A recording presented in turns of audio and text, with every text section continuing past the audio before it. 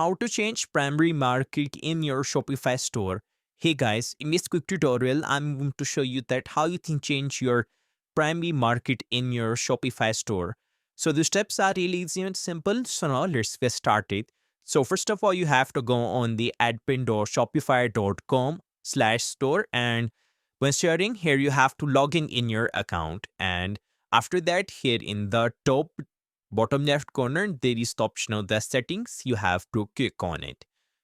Now, once you are in the store settings, here you have to scroll down, and here is the option of the markets. You have to tap on it. And after that, here is the overview of the markets. What you have to do is simply go on the active primary country, and as you can see that here is the market settings. Now what you have to do is in the top right corner there is the option of the edit with the preview. You have to click on the edit. Now as you can see that here is the edit market, but what you have to do is simply select the country that you want to add in your primary market. So once you add it, here is the option of the save.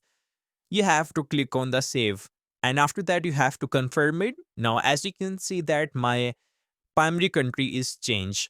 So that's how you can change your primary country market in your Shopify store.